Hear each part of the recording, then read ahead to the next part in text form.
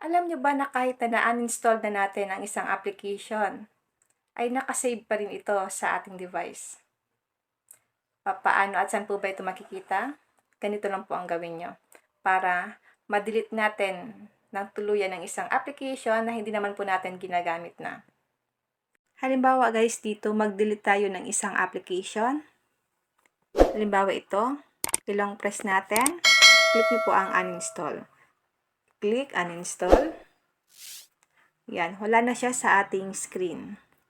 Paano po ba malalaman kung na-delete na talaga siya sa ating phone? Click nyo po ang Play Store. Click natin ang Profile. Click Manage App and Device. Click Manage. Ito po ang mga naka-installed sa aking device. Click natin itong installed.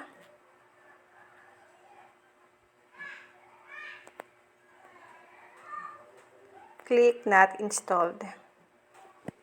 Ito po yung mga na-uninstalled ko noon.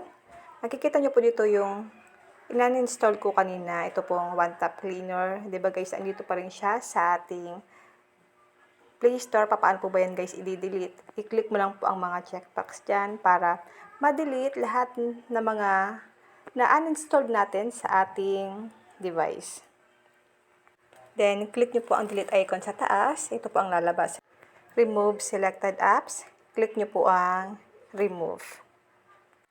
Ganito lang po ang gagawin nyo once na gusto mo talagang ma-delete yung isang application at hindi siya nakasave sa ating Play Store. Kung may natutunan ka sa aking video, huwag mong kalimutan na i-follow ako sa aking Facebook page, Positive Mind, at sa aking YouTube channel, RK Willow, para lagi kang updated sa lahat ng tips at video tutorial na ina-upload ko. Mag-comment ka lang sa comment section kung may tanong kayo. Gagawan ko po yan ng tutorial sa abot ng aking makakaya. And now, thank you for watching. God bless you all.